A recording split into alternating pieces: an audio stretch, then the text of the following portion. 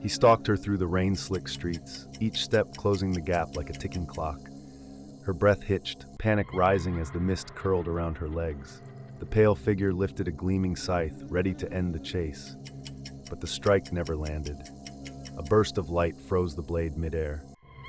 A tall, broad-shouldered man stepped in, muscles taut, eyes glowing like molten gold. Behind him, she gasped for air, still trembling. Before them, the phantom grinned, sensing the challenge. The rescuer's coat billowed in the cold wind, and I had been walking back to my apartment in downtown Boston after a late study session. The streets were damp from a drizzle that left every street lamp haloed in soft light. A few cars passed by, their tires hissing over the wet pavement. Crossing by an old brick church, I noticed a faint humming. It came from the narrow alley to my left, where the shadows were thicker than they should have been. My pace slowed without meaning to. I saw him then, stepping out from the darkness, his skin pale like wax, eyes black and endless, a faint mist spilling from his lips as if every breath was ice. I froze. He moved without sound, as if gliding. My sneakers slipped slightly on the wet cobblestone as I backed away. He tilted his head, watching me with that void stare, and a cold pulse ran through my bones. The alley around us seemed to stretch, as if the world itself bent under his presence. I turned and ran. The hum became a low vibration under my feet, matching my heartbeat. Each step I took felt heavier, like the air was pulling me back toward him. I darted across an empty street and into a narrow side road lined with shuttered shops. My breath came in short bursts, and the mist was creeping closer, curling around my ankles. A figure emerged from a doorway up ahead. Alex, a classmate who lived 2 blocks from me, stepped into view, his expression shifting from confusion to terror as he saw the shadow behind me. I tried to shout a warning, but my voice caught. He reached out a hand, but something yanked me backward. The world twisted. The wet street vanished, my ears filled with the roar of wind and the clang of distant bells. I hit the ground hard, tasting dust. The air smelled of smoke and iron. Around me, rows of weathered headstones stood in a fog-draped field, the inscriptions worn with age. I knew somehow I was standing in a cemetery from the American Civil War. The pale man was still there, gliding between the graves. His eyes locked on mine. The mist wrapped around me, pulling tight like invisible hands. My chest burned. I clawed at the air, desperate to move. The headstones shuddered as if something beneath them was waking. From the fog stepped another man, tall and broad-shouldered, a leather strap crossing his chest, eyes glowing faint gold in the dim light. He carried a torch in one hand, its flame steady despite the wind. Without a word, he placed himself between me and the pale figure. The ground trembled when the torchlight hit the mist, scattering it in ripples. The pale man recoiled, his form flickering as though about to vanish. The stranger's stance didn't break until the last thread of mist dissolved. Then he turned to me, his gaze sharp but steady, and nodded once before fading into the fog. When the wind stilled, I was lying back on the wet street in Boston. Alex was kneeling beside me, his hands gripping my shoulders. The church bells rang midnight. My heart was still pounding, and in the distance, I thought I saw a flicker of gold light before it vanished into the rain. It was one of those late afternoons when the air feels heavy, like the city is holding its breath. I had just left the public library with a stack of books tucked under my arm, the kind of comfort you carry when you know the evening will be quiet. My friend Laura had waved me off at the corner, heading in the opposite direction toward the station. I decided to take the longer route home through the riverside path. The water reflected the pale sky, and the hum of traffic was just far enough away to sound like a distant ocean. A couple jogged past me, their conversation fading quickly into the wind. That was when I noticed the man near the old iron bridge. He stood so still that at first I thought he might be a statue. His clothes looked dated, dark fabric that seemed to absorb the light around him. I tried to keep walking, but my steps slowed when his head turned. His eyes met mine, and I felt a shift in the air, as if the temperature had dropped. I told myself to keep moving, yet the sound of footsteps echoed behind me, matching my pace with unnerving precision. The bridge was only a few yards ahead, its surface slick from a thin layer of mist. I tightened my grip on the books and crossed, glancing over my shoulder once. He was closer than before, his figure blurring at the edges, like heat shimmer in reverse. Halfway across, the air thickened, making it harder to breathe. My pulse quickened. The sound of water beneath the bridge turned into a low, resonant hum, vibrating in my chest. I reached the far end and nearly collided with Daniel, a neighbor from my building. His brow furrowed when he saw my face. He opened his mouth to speak, but before he could, a shadow swept between us. The ground tilted under my feet, and the city dissolved into darkness. My body felt weightless for a moment, then gravity seized me, and I landed on damp grass. The scent of wood smoke and something metallic filled the air. I looked up to find myself in a clearing, surrounded by tall pine trees. Lanterns hung from crooked poles, their flames trembling against the wind. The man from the bridge was there, stepping forward as though the space belonged to him. His eyes held a strange light, and every instinct told me to run. My legs responded before I could think, and I bolted toward the tree line. The lanterns flickered wildly as if pushed by unseen hands. Branches whipped past my face. Somewhere behind me, I heard another set of footsteps, heavier, faster. I stumbled into a narrow path and nearly tripped over a fallen log. My chest burned with the effort, my breaths turning shallow. Then, from the shadows ahead, a figure emerged. He was taller than anyone I had ever seen, broad shoulders framed by a dark coat that caught the wind. A faint golden glow pulsed from his eyes, casting light across the path. His presence alone seemed to slow everything around us. The man from the bridge stopped at the edge of the light, his expression unreadable. The tall stranger stepped forward, placing himself between us. His voice was low, a tone I couldn't place, yet it carried weight. The air around him shimmered faintly, bending the shadows away. The bridge man took one step back, then another, before his form began to fade into the trees. I stayed rooted in place, unable to move. The stranger turned to me, his gaze lingering as if measuring something unseen. Then, with the same quiet as his arrival, he walked past me and vanished into the forest, leaving only the faintest trace of warmth in the cold air. A gust of wind rushed through the clearing, and suddenly the trees blurred. My feet were back on the iron bridge, the sound of the river returning like someone had turned up the volume. Daniel was still standing there, his expression a mix of confusion and concern. I told him I must have tripped, though the words felt empty. As we walked home, I glanced once over my shoulder.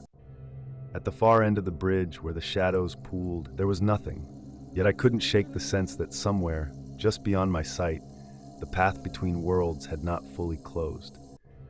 That night, lying in bed, the hum from beneath the bridge echoed faintly in my memory. It wasn't just a sound, it was a reminder that some places are thresholds, and once you cross them, you might never be entirely free again. The next morning, I tried to pretend nothing had happened. I made coffee, read the headlines, even waved to the mailman as if my night hadn't been stolen by shadows. But every sound felt sharper, as if the world was leaning closer to hear my thoughts. At the corner cafe, Melissa spotted me from a table by the window. She's the kind of person who notices everything, especially when you'd rather she didn't. She leaned forward, asking why I looked like I hadn't slept. I told her I'd had strange dreams, though we both knew I wasn't much of a dreamer. Halfway through my coffee, I saw him again. Across the street, between the glass doors of the bookstore, his figure was faint but deliberate. He didn't move, but somehow the crowd flowed around him as if he wasn't really there. I blinked, and he was gone. Melissa followed my gaze, but saw nothing. On my walk home, I took a different route, passing the community garden. The air smelled of mint and damp soil, and for a moment I almost convinced myself I was safe. That was when I noticed the little boy near the fence. He had dark curls, pale skin, and eyes too old for his face. He watched me without blinking, and when I stepped closer, he whispered a single word I didn't recognize. A shiver ran through me. The boy turned and walked into the rows of tall sunflowers, disappearing as if the plants had swallowed him. I backed away, my heartbeat matching the rhythm of the wind rattling the fence. By the time I reached my building, Daniel was waiting on the steps. He asked if I'd seen the news about a power outage by the river. I shook my head, but the mention of the river made my chest tighten. We ended up walking together, though neither of us said much. When we reached the bridge, the air grew still. The hum I'd heard before returned, faint at first, then rising until it matched the beat of my pulse. I glanced at Daniel, but he seemed frozen, eyes locked on something just ahead. Following his gaze, I saw the tall stranger from the night in the forest. His coat moved as if stirred by a wind I couldn't feel. He lifted a hand, and the hum stopped. For a moment, the world held its breath. Then the scene around us shifted, the bridge stretching into an endless path over water that reflected no sky. Daniel vanished. My feet moved without my consent, carrying me toward the stranger. The surface beneath us rippled, and shapes formed in the water, faces I almost recognized, calling out in voices I couldn't hear. The stranger spoke, his words calm but edged with urgency. He said the path was opening again, and I didn't have much time. From the far end of the bridge, the man from the cafe appeared. His steps were soundless, his eyes locked on mine with an expression that made the air feel heavier. He began to close the distance, each step stretching longer than it should. The stranger shifted his stance, a barrier between us, his presence holding back the advancing figure. I took a step back, but the bridge beneath me dissolved into mist. My stomach lurched, and suddenly I was standing in an unfamiliar street. Tall brick buildings loomed on either side, windows shuttered, no sign of life except for the sound of slow, deliberate footsteps behind me. Turning, I saw Melissa. She looked exactly as she had at the cafe, except her eyes were distant, as though she were listening to something only she could hear. She reached out, touching my arm, and the world tilted. When the street settled again, the stranger was gone, Melissa was gone, and I was back in my apartment, my coffee still warm on the table. Outside, the city moved on, as if nothing had shifted, as if time had politely returned me without leaving a mark. But it had left something. A faint hum in the walls, a memory of water with no reflection, and the sense that somewhere, a bridge still waited for me to cross. I don't know when it will happen again, only that when it does, I won't be walking alone. I spent the afternoon convincing myself yesterday's events were some strange trick of exhaustion. The weather was warm, the air still, and I decided a walk to the market might clear my thoughts. My neighbor Laura was outside tending to her small patch of roses and called after me to stop by later. At the market, I lingered by the fruit stand, running my fingers over the smooth skins of peaches, pretending to weigh them for ripeness. That was when I noticed a tall man in the next aisle, half hidden behind stacks of oranges. His head was turned just enough for me to catch the pale reflection of his gaze in a metal cart. I tried to keep my attention on the fruit, but every time I looked up, he seemed closer. My chest tightened, but the crowd between us was thick, and I told myself there was no reason to panic. Then he vanished, replaced by a woman with dark hair who gave me a faint nod before turning away. I bought nothing and left, walking quickly along the shaded side of the street. Passing the old clock tower, I saw Daniel leaning against the base, hands in his pockets, watching the shifting clouds overhead. He smiled faintly and asked if I had a moment to talk. His voice was calm, but there was a weight in his tone that made me stop. He spoke of disturbances, of places folding over themselves, of paths that shouldn't exist but still appear. I wanted to laugh it off, but part of me already believed him. Before I could respond, a shadow moved across the street, stretching longer than it should have, even though the sun was high.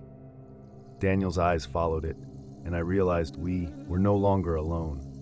Standing near the entrance of an alley was the man from the market, his posture too still, as if time held him in place. A faint ripple in the air shimmered between us, bending the edges of buildings like heat over asphalt. The world around me dimmed, though the light hadn't changed. My ears rang, the street sounds fading until all I could hear was my own breathing.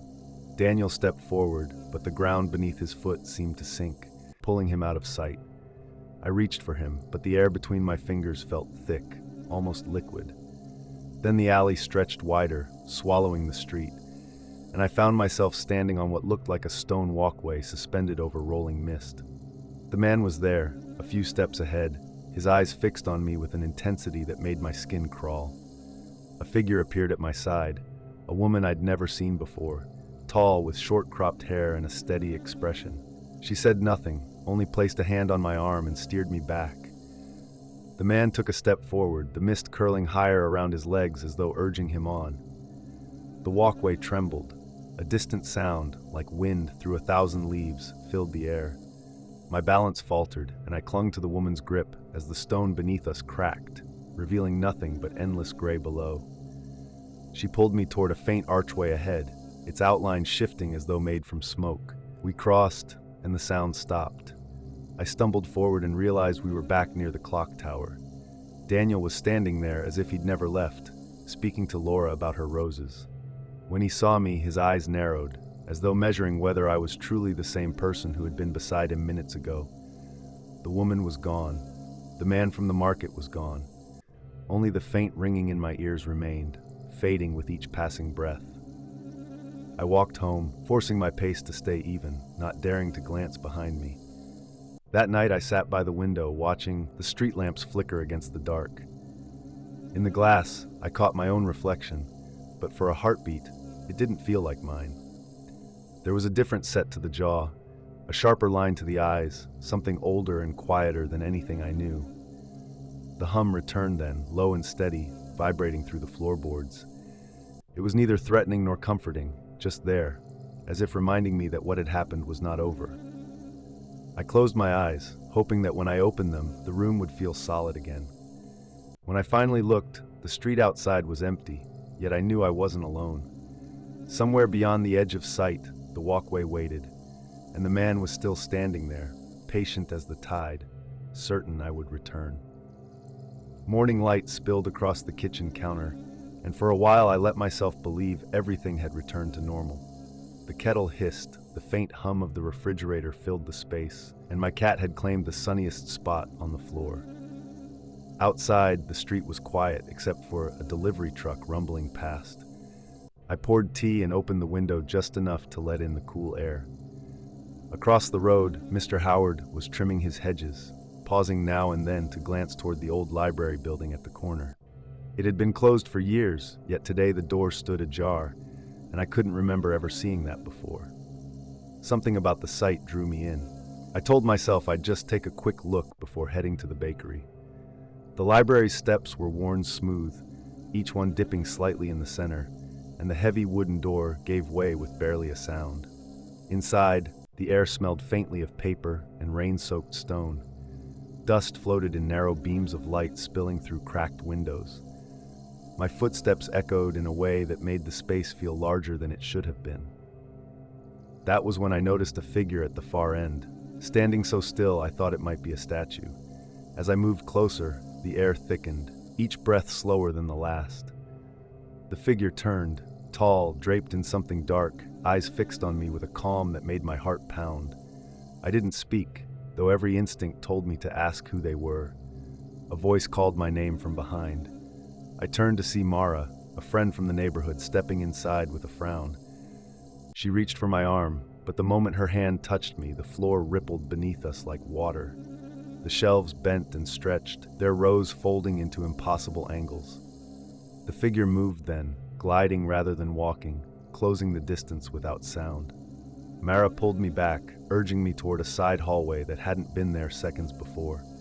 The air was colder here, and the light dimmed until I could barely make out her face.